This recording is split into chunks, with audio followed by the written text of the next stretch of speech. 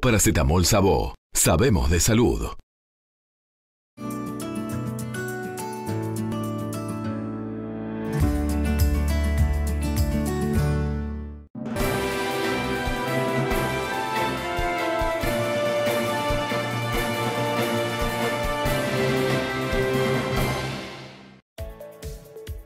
El presidente reunió al Consejo de Ministros para definir el contenido del proyecto de ley de rendición de cuentas que reasignará recursos presupuestales para el año 2023.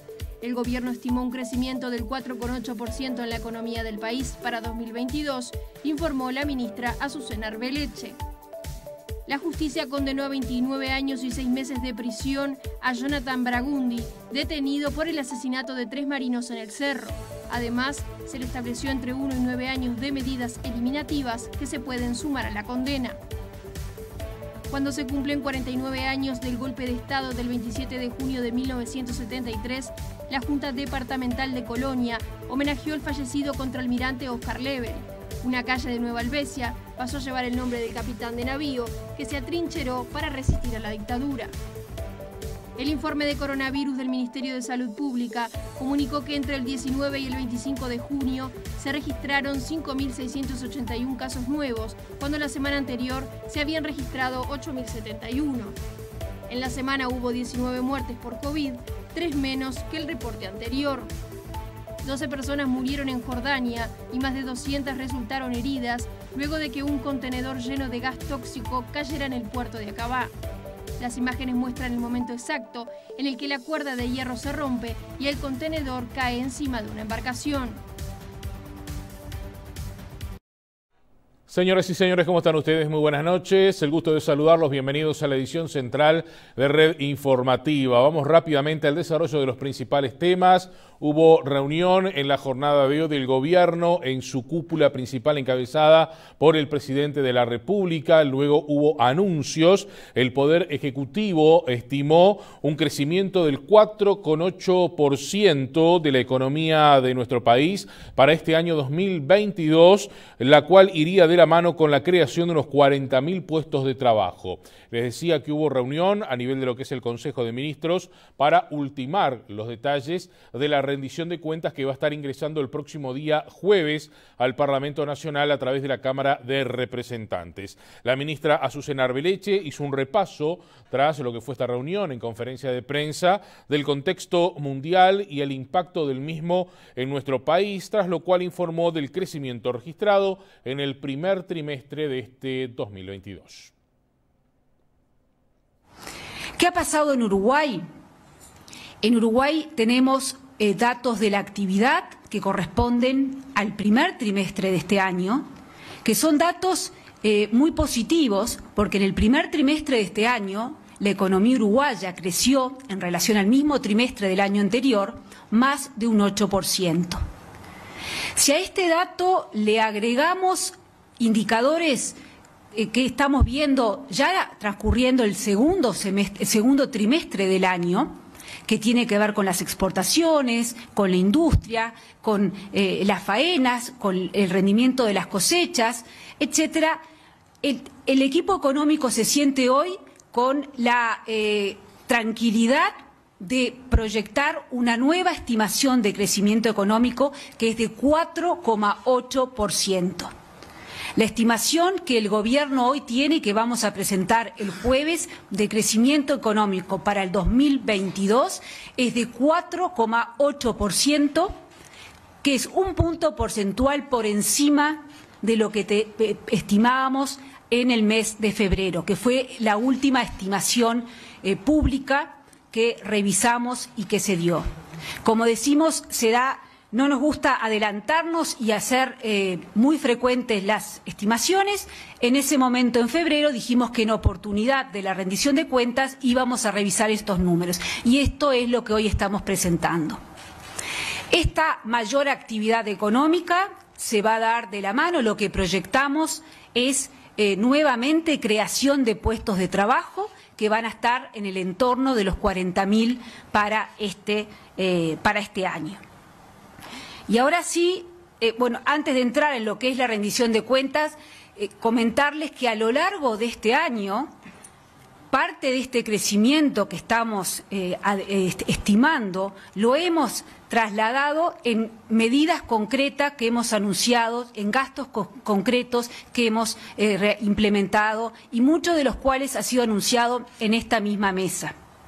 Así como decía hace unos minutos que hay una inflación internacional que afecta a todos los países, en esta misma mesa hemos tomado medidas, hemos anunciado medidas, se tomaron en otras discusiones, pero hemos anunciado medidas para proteger, para ayudar con el bolsillo, con el dinero que tiene la gente en su bolsillo, con el poder adquisitivo de las personas. También hemos adelantado inversiones, gastos que tienen que ver con seguridad, que tienen que ver con la operativa de la protección de nuestros ciudadanos, y también hemos adelantado a lo largo de este año recursos que tienen que ver con la infraestructura en general de nuestro país. Bueno, sí, parte de la conferencia de prensa que daba esta noche la ministra de Economía y Finanzas, Azucena Arbeleche, tras el Consejo de Ministros. No se dieron números precisos, no se dio ningún tipo de números, en definitiva, ningún desglose de lo que será la rendición de cuentas en cada uno de sus incisos. Sí se adelantó que no habrá un incremento de tributos, como ya se había anunciado. Se analiza incluso la posibilidad de bajar alguno de ellos. Se ha mencionado en los últimos días la posibilidad de rebajar lo que es el IAS, el mínimo no imponible también del IRPF, pero esto se sigue estudiando, dijo la ministra de Economía, que sí ratificó el compromiso para recuperar lo que es el salario real de los funcionarios públicos e incrementar los recursos para la seguridad y la enseñanza. En la rendición de cuentas que discutimos en la tarde de hoy, terminamos de consolidar o consolidamos para presentar la transformación educativa que el país viene realizando y que ahora se va a fortalecer. Y consolidamos la protección de nuestros ciudadanos, lo que tiene que ver con la protección desde el Ministerio del Interior. También hablamos, como otro pilar en general, de la recuperación salarial que empieza a observarse en esta rendición de cuentas. Estamos hablando de la recuperación salarial en los funcionarios públicos. Esto era un compromiso del gobierno, estaba en la ley de presupuesto y esto lo empezamos a realizar en esta rendición. En definitiva, los ejes de esta rendición de cuentas que estamos presentando este jueves en el Parlamento tienen que ver con una mirada de futuro, con una mirada de crecimiento. En el año pasado hemos asignado recursos que tenían que ver con una debilidad estructural que veíamos relacionados con la primera infancia y con las soluciones habitacionales, con la vivienda de los más necesitados. En este momento lo que estamos haciendo es mirar hacia adelante cómo hacer para que Uruguay crezca más, para que el país crezca más y para que los uruguayos estemos más seguros. Consolidamos entonces las transformaciones que se han iniciado. Vamos a avanzar ahora con otras informaciones. Vamos a temas que tienen que ver con el ámbito policial. Una mujer de 52 años fue apuñalada en el cuello por su pareja. Esto ocurrió en el departamento de Cerro Largo, más precisamente en la ciudad de Melo. La víctima está internada en el hospital local y el agresor fue detenido por la policía y declara ante Fiscalía por estas horas. El hecho tuvo lugar en la ciudad de Melo, a pocos metros de la terminal de ómnibus, más precisamente en 33 y Ejido. Las autoridades vienen investigando el episodio como intento de femicidio. La víctima, una mujer de 52 años, recibió 2 heridas con un arma blanca en el cuello. Fue derivada de urgencia al hospital de Melo, donde fue atendida y luego de su favorable evolución, los profesionales le dieron el alta médica. El agresor, su compañero, un un hombre de 57 años, se encuentra detenido en seccional policial a disposición de Fiscalía de segundo turno. Según fuentes policiales consultadas por Telemundo, el hecho se habría desencadenado luego de que el hombre concurriera al trabajo de la mujer, una trabajadora doméstica. El agresor pretendió hablar con la víctima cuando ésta salía de su lugar laboral. Ante la negativa de ella y el momento que intentó irse del lugar, el sujeto la lesionó con el arma blanca. Lo adelantábamos en los principales titulares. La justicia condenó finalmente a 30 años de prisión al autor del triple homicidio de los marinos, ocurrido esto en el mes de mayo del año 2020. Además, dispuso medidas eliminativas que podrían extender la condena. 30 años de prisión. La justicia condenó este lunes al autor del triple homicidio en la Fortaleza del Cerro, ocurrido en mayo de 2020, de los marinos Juan Manuel Escobar, Alex Guillenea y Alan Rodríguez. Según informó el diario El Observador, para establecer esa pena la jueza consideró como agravantes que fue un homicidio múltiple en horas de la noche y con un arma de fuego. Además, la justicia dispuso medidas eliminativas con un mínimo de 1 año y hasta 9 años. Significa que una vez cumplida la pena, el homicida será sometido a evaluaciones para determinar si está en condiciones para recuperar la libertad o no. Son medidas excepcionales, informaron fuentes de Fiscalía General, y están vinculadas a la peligrosidad de la persona. El triple homicidio ocurrió el 31 de mayo de 2020 en una dependencia militar en la Fortaleza del Cerro. El autor había sido compañero de las víctimas y había ingresado al lugar donde estaban alojados para robarles las armas de reglamento con intención de venderlas. Vamos a seguir adelante con más información. La justicia argentina indaga la identidad del ciudadano iraní que fue detenido, recordemos, en la provincia de Entre Ríos y que intentaba viajar a nuestro país. Cuando fue detenido tenía documentación falsa. El hombre se presenta como Francisco Asad Hassan y fue detenido este jueves cuando intentó comprar un pasaje de ómnibus en la terminal de Concepción del Uruguay con destino a Concordia, desde donde pretendía viajar a Uruguay. Al momento de comprar los pasajes, presentó documentación que no coincidía con su imagen y fue detectada por el funcionario de la terminal, quien dio cuenta a las autoridades. El hombre de 30 años de edad no habla español ni inglés, solo farsi, y presentó documentos de otra persona radicada en Corrientes y una licencia de conducir falsa de Buenos Aires. Según recogen medios argentinos, declaró que llegó de Irán en 2016 a Venezuela y luego viajó a Argentina con la intención de obtener la ciudadanía sin éxito. Luego siguió a otros países del continente donde perdió sus documentos y en septiembre de 2021 volvió a Argentina. El caso está ahora en la órbita del juez de Concepción del Uruguay en Argentina, Pablo Ceró, quien busca obtener más declaraciones, además de corroborar la identidad del hombre. Encontraron el cuerpo sin vida de un hombre que estaba desaparecido en el departamento de Tacuarembó.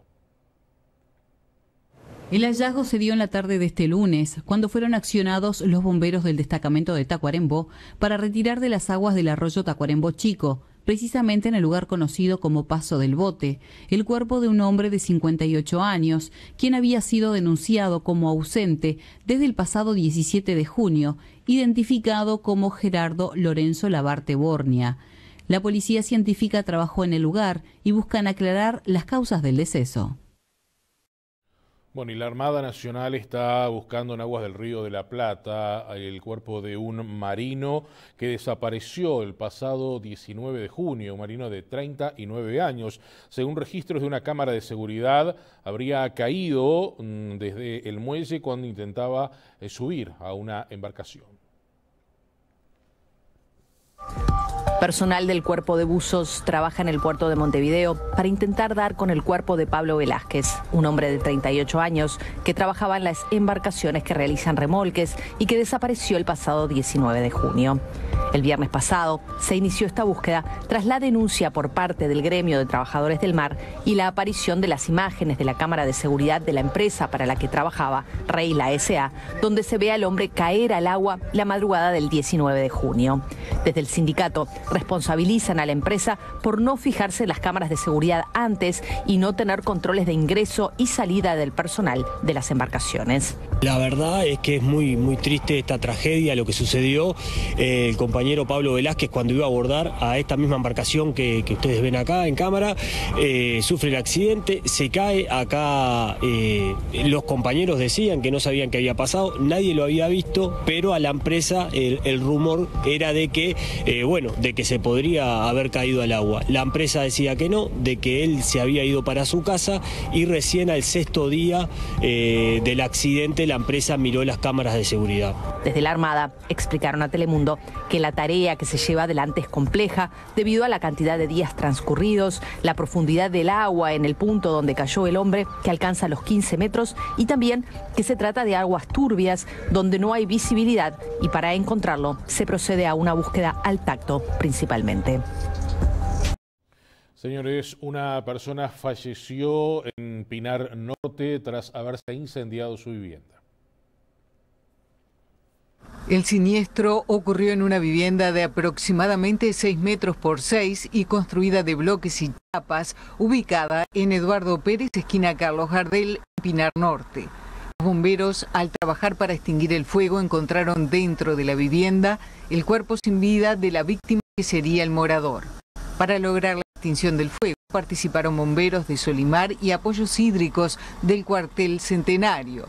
En el lugar del hecho trabajaron efectivos de la seccional tercera de Canelones y de policía científica. En tanto, el personal de investigación de siniestros de bomberos investiga las causas del incendio. El jefe de policía de Paysandú, Eduard Alves, detuvo a un delincuente que intentó rapiñar una farmacia allí en la capital departamental. El jerarca había salido a pasear con su perro cuando vio a un hombre en actitud sospechosa. Este domingo, el jefe de policía de Paysandú, Eduard Alves, salió a pasear con su perro por el centro de la capital departamental. Cuando a las 8:30 de la noche, un hombre sospechoso en una farmacia ubicada sobre la avenida España. Veo una persona que cruza la avenida rumbo a la farmacia, un local que está en la esquina ahí.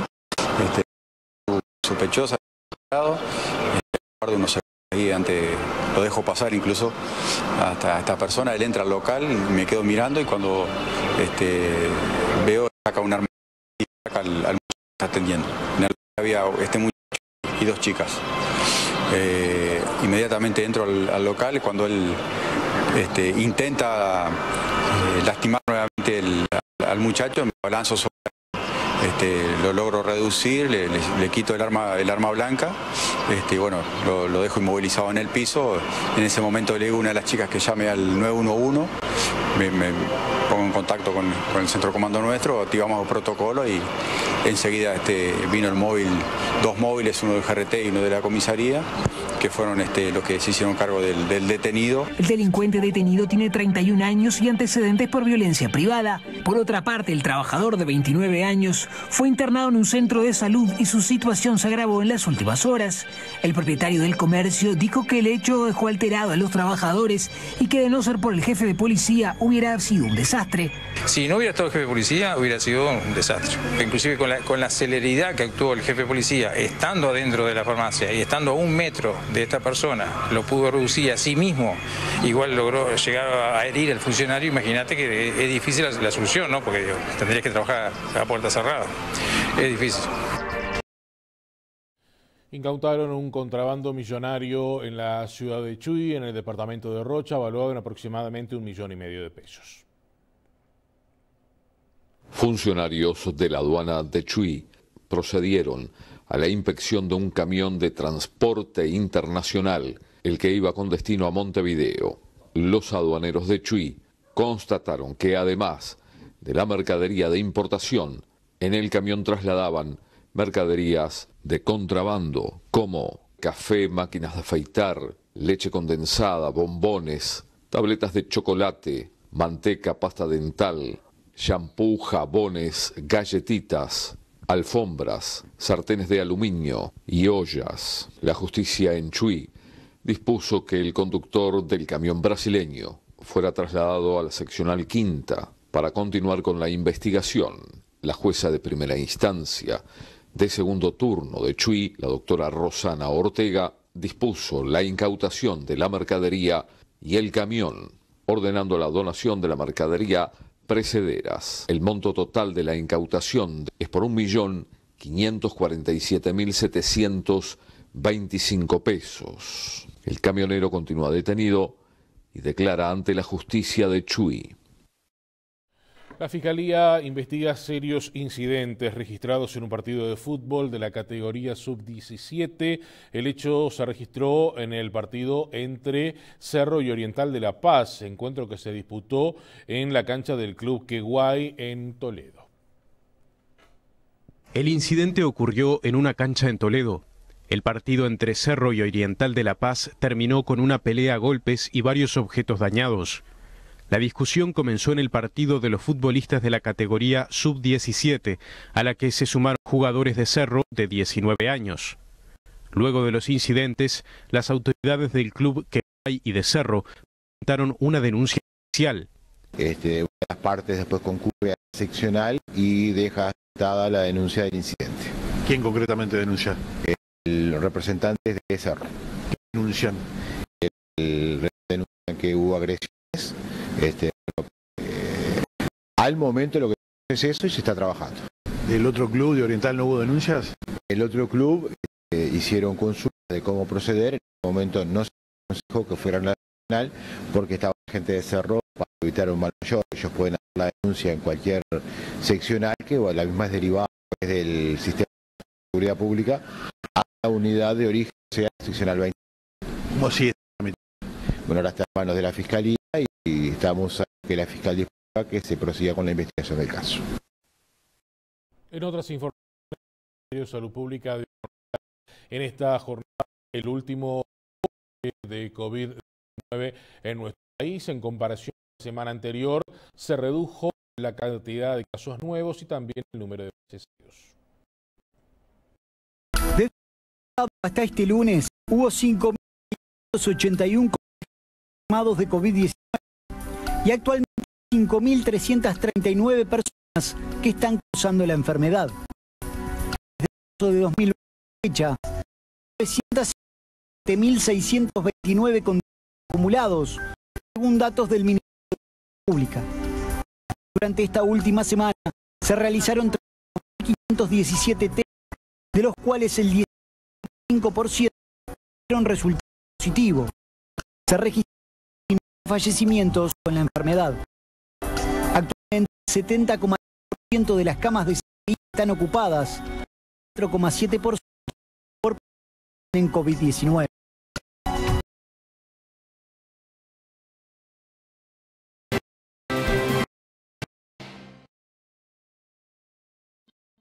Cotizaciones de cierre, principales monedas. Dólar 31 a la compra, 4.55 a la venta. Euro 31.35. Real 78.66. 0.30. Unidad 5.4. 1.444.9. Señores, en esta edición central, venimos en instantes, tenemos más información.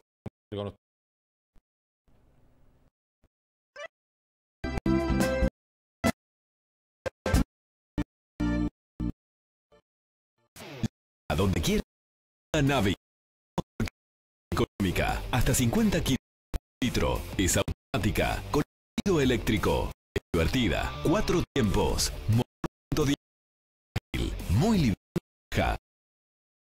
un simple con solo $1.900. Financiamiento es una Navi. Honda, agenda tu test. HondaNavi.uy.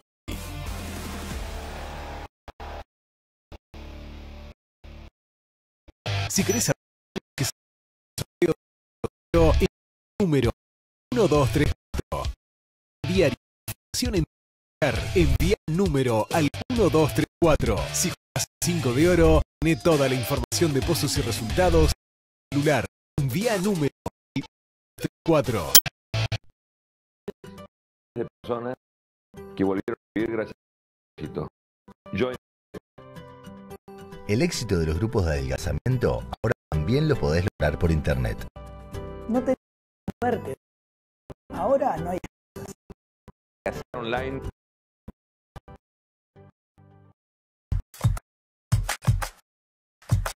Pago en pago, vamos andando, de pago en pago la conocí. De pago en pago, yerba. Sí. De Botica Señor. Hoy más que nunca, escriben la historia con los maestros. Y ellos marcan la vida de las generaciones. Si tu vocación es ser un educador del siglo XXI, te ofrecemos una formación profesional de alta calidad. Inscripción para las carreras de maestro y maestro en la primera infancia. Ser parte del futuro. Esperamos. Informate por el 2901-1254.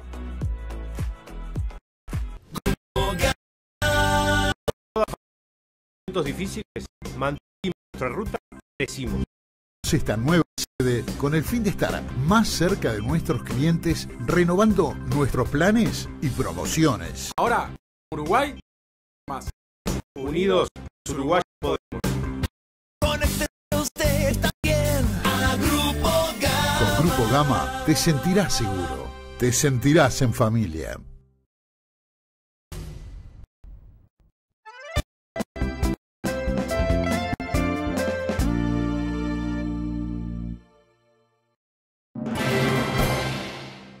Nos vamos ahora al panorama internacional. Rusia bombardeó un centro comercial en Ucrania donde murieron al menos 13 personas y más de 40 resultaron heridas. El ataque se llevó a cabo mientras el presidente de Ucrania, Volodymyr Zelensky, pedía más apoyo al G7 que se encuentra reunido precisamente en Alemania.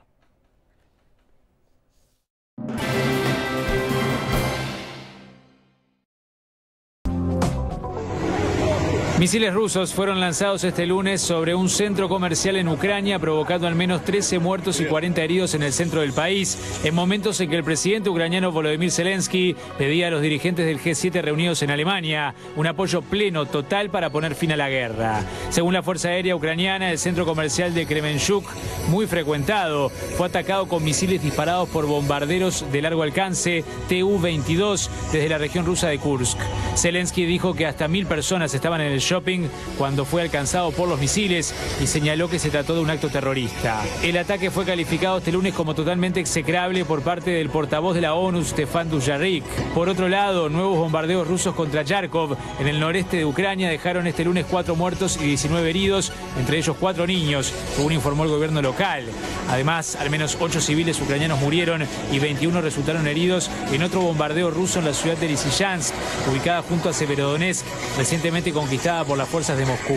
Lysychansk es el siguiente objetivo de las fuerzas rusas tras su ocupación total de la ciudad vecina, luego de semanas de combates que asolaron a ambas ciudades y que provocaron la muerte de decenas de civiles. Se trata de la última localidad importante que queda por conquistar por los rusos en la región de Lugansk, una de las 2 provincias de la cuenca industrial del Donbass. Bueno, y a todo esto, el G7 se comprometió a apoyar el tiempo que sea necesario a Ucrania en esta guerra. Los líderes de las 7 potencias anunciaron más sanciones a Rusia y esperan que este conflicto finalice antes de fin de año. Por videoconferencia, el presidente de Ucrania, Volodymyr Zelensky, instó a los líderes del G7 reunidos en Alemania a hacer lo máximo posible para terminar la guerra antes de fin de año. Zelensky, quien participará también en la cumbre de la OTAN en Madrid el martes, pidió además a los líderes de las 7 potencias democráticas más ricas del planeta, Estados Unidos, Alemania, Reino Unido, Francia, Italia, Japón y Canadá, intensificar las sanciones contra Rusia. El G7 también quiere coordinarse para utilizar los aranceles aduaneros sobre los productos rusos para ayudar a Ucrania a partir de tarifas más altas. Los líderes, que iniciaron su reunión este domingo y la concluirán este martes, también expresaron su profunda preocupación tras el anuncio de que Moscú podría transferir misiles con capacidad nuclear a Bielorrusia.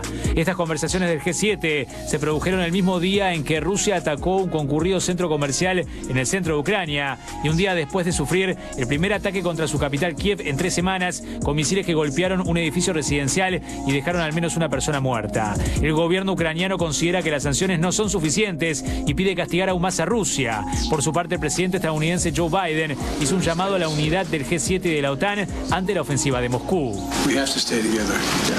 Tenemos que permanecer juntos porque Putin ha estado contando desde el principio con que de alguna manera la OTAN y el G7 se dividirían, pero no lo hemos hecho y no lo haremos. No podemos dejar que esta agresión tome la forma que tiene y salirse con la suya. Mientras tanto, en otras zonas del territorio ucraniano continúan los feroces combates en este sangriento conflicto que ya entró en su quinto mes. Vamos a continuar con más información internacional. Al menos 12 personas murieron y más de 200 resultaron heridas tras la caída de un contenedor lleno de gas tóxico en un puerto de Jordania. Al menos 12 personas murieron este lunes en Jordania y 260 resultaron heridas luego que se volteara y cayera un contenedor lleno de gas tóxico en el puerto de Aqaba en el sur, según una fuente oficial. De acuerdo a las imágenes divulgadas por la televisión, una grúa que movilizaba el contenedor lo dejó caer sobre el barco. Tras el impacto, una humareda amarilla se escapó de inmediato mientras la gente trataba de huir. Una fuga de cloro ocurrió a las 15:15 hora local en el puerto de Aqaba tras la caída de un contenedor con gas líquido, causando la muerte de 12 personas y 260 heridos jordanos y extranjeros, declaró la célula de crisis gubernamental en un comunicado. El primer ministro jordano y su ministro del Interior se dirigieron de inmediato al lugar, según la cadena de televisión oficial. Aqaba, uno de los principales puertos del Mar Rojo, es el único puerto marítimo del reino hashemita que gobierna Jordania, por el que transitan la mayoría de las importaciones y exportaciones del país. Los heridos fueron trasladados a 2 hospitales públicos, un centro privado y una tienda sanitaria de campaña, según las autoridades. El director de salud de Aqaba declaró que los hospitales estaban saturados y no podían ya recibir más heridos.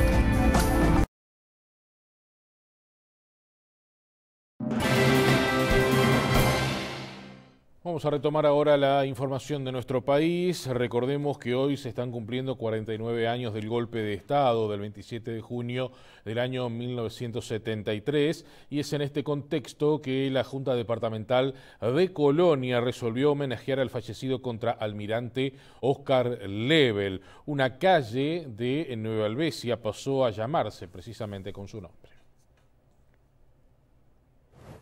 Yo creo que es un homenaje a la unión de la valentía con la bondad y el compromiso republicano. Esa es la verdadera valentía, porque además quienes conocieron a Lebel te cuentan qué tipo de gente es, qué tipo de gente fue. Y el honor al uniforme, porque todos recordamos esa imagen que hay del uniforme bien puesto, para que nadie se llamara engaño, la razón de ser, en ese caso de su marina, que él integraba, tenía mucho que ver con la defensa de las leyes y la Constitución. Por eso viene bien también recordar eso de el uniforme muy bien llevado. Este tipo de conmemoraciones o de recuerdos nos tiene que llevar a valorar la importancia de la concepción republicana, no solo de gobierno, sino de convivencia, el valor de la democracia, por supuesto la lucha necesaria por la libertad en todo momento. Es un compromiso a esta altura creo que civilizatorio. Muy bien. Siguiendo con estos temas, les comentamos que el PIT-CNT recibió este lunes un conjunto de documentos históricos en un acto simbólico de conmemoración en lo que marcó también el inicio de la huelga general hace 49 años. El colectivo Sitios de Memoria entregó a la central documentos relativos precisamente a la resistencia del movimiento sindical. Exposición de la población en sitios de memoria.uy. Los archivos datan del año 1958 en adelante hasta finalizar la dictadura. En muchos casos eran originales y únicos, robados por agentes infiltrados. Esencialmente son boletines, volantes, afiches, todos materiales producidos por los diferentes sindicatos, por las diferentes organizaciones de los trabajadores, por la CNT y por organizaciones previas, como, bueno, comunicación sindical, hay documentos de organizaciones de los trabajadores rurales, remolacheros del año 58, donde denuncian represión policial, estamos hablando del año 58. Simulacros de fusilamiento, una cantidad de actos represivos contra los trabajadores que se venían dando en la década del 50, por supuesto fue recrudeciendo en la década del 60 hasta la organización y familiares de detenidos desaparecidos sostiene que apenas se ha desarchivado menos de la mitad del material que se tiempo reclaman. Considera que es clave permitir el acceso de toda la población. Aportan a la acción diaria.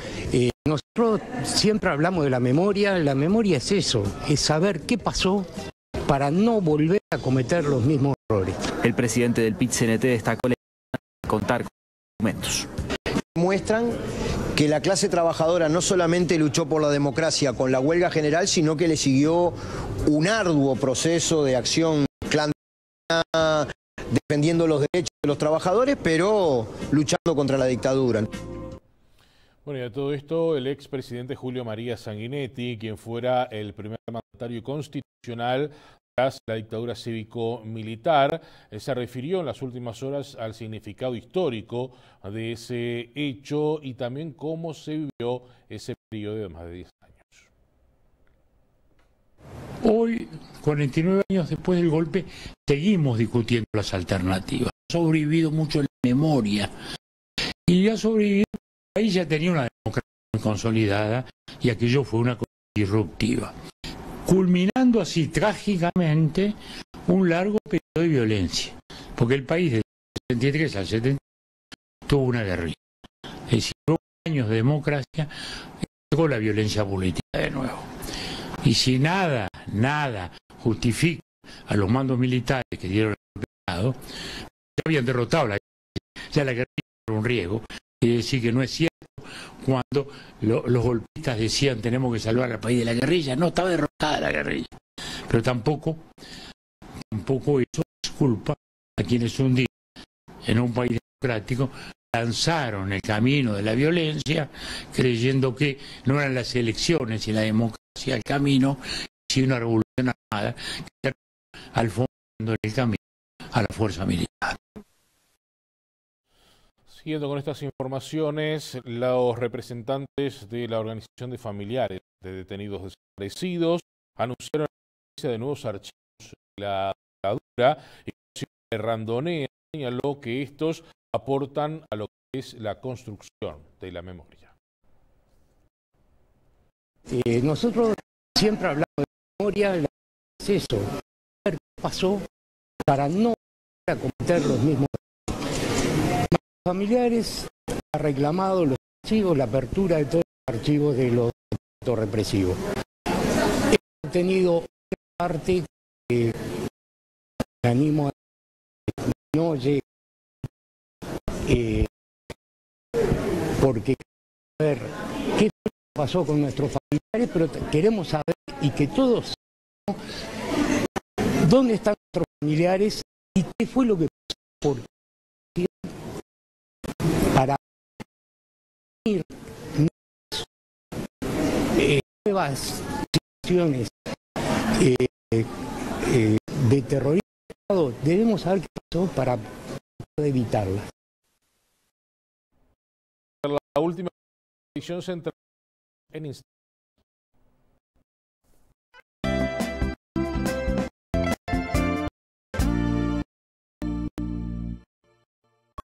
La mejor solución para bajar la fiebre y aliviar el dolor, paracetamol sabor, es el Novania. Paracetamol sabor, las farmacias del sabemos de salud.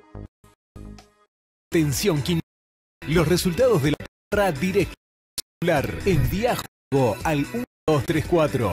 La información y los sorteos celular. Envía juego 123. Recibí los después de cada juego. Si jugaste y querés saber cómo salieron, juego al 234. Supermercados, galerías, una nueva forma de llegar a sus clientes más cómoda. Internet virtual de electrónico. En Internet. Mantenemos actualizado su stock, precios para que reciba los clientes y opciones de pago online, toda solución que su emprendimiento llegue más lejos. Consulte que se adapte a 300 090. Tenemos usted accesible para que, como siempre, de una forma diferente. Shop electrónico 99 322 090. Es lo que es triste día, brillo, día.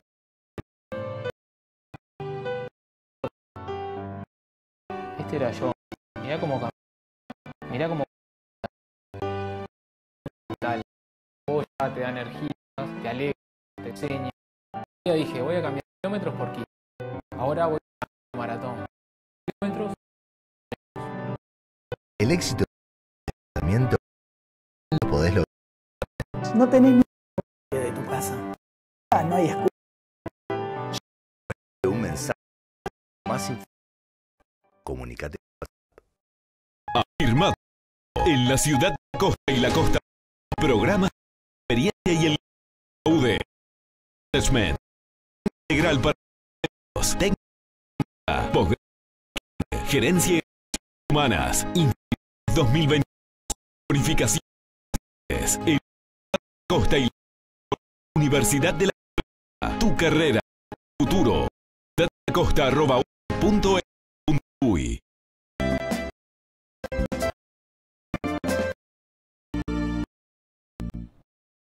Minutos finales al norte del país.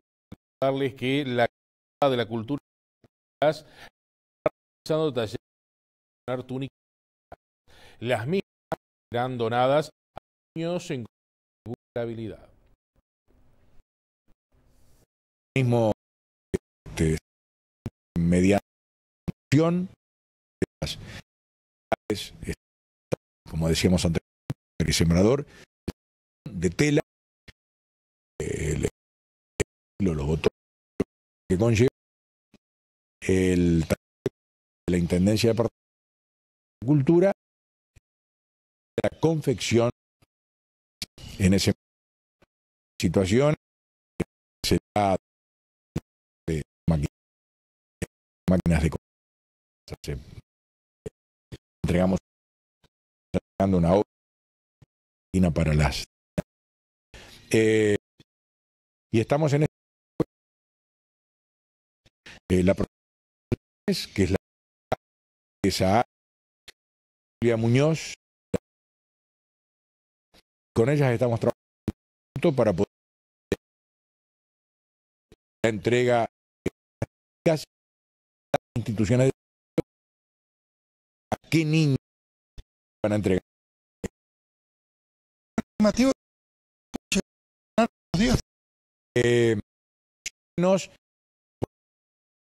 La que va a andar túnicas que se van a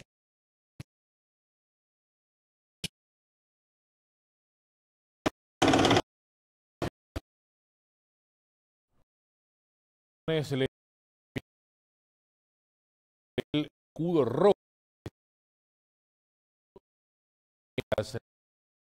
Canelones.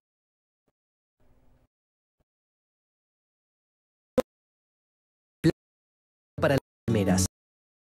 Sí.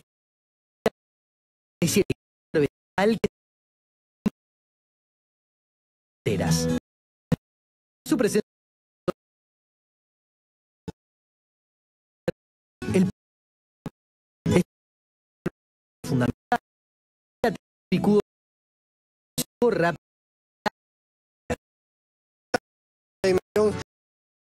Departamento Canelones. A la espera de la ganadería.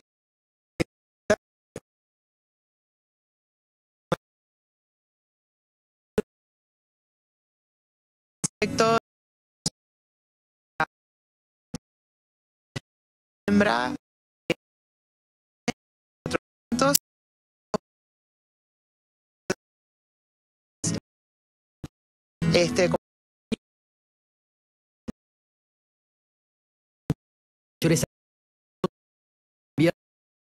mental del corazón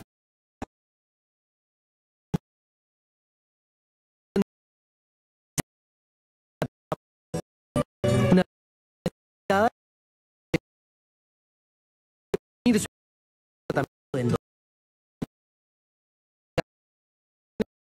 un insecticida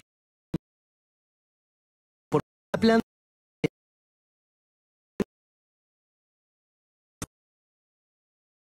La inyección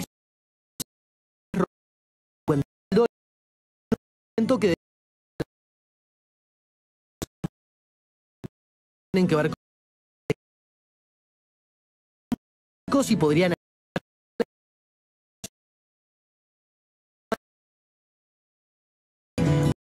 un controlador, una longitud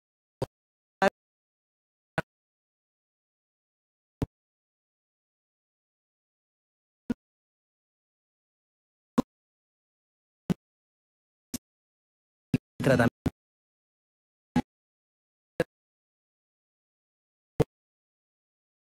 cubriendo las cosas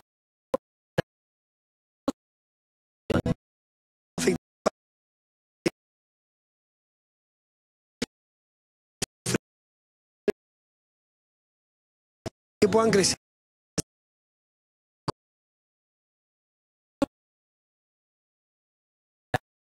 Que te y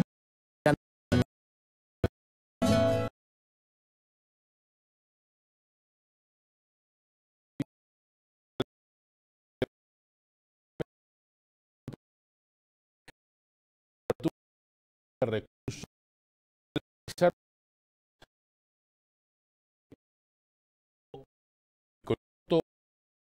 es decir,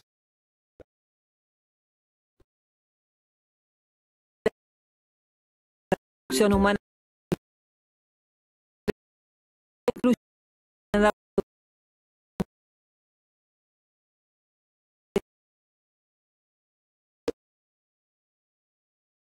se debe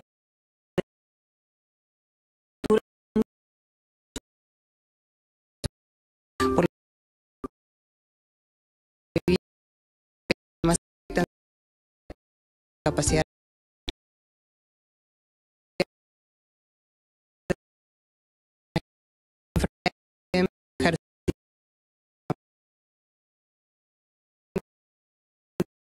a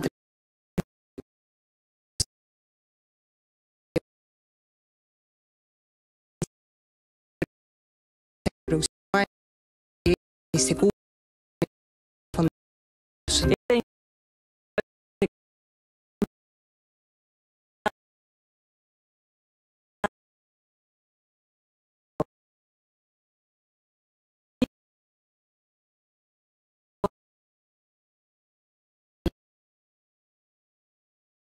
población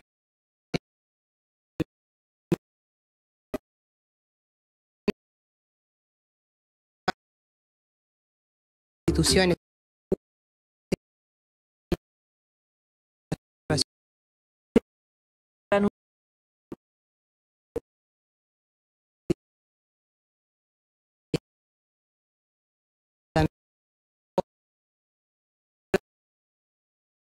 acompañar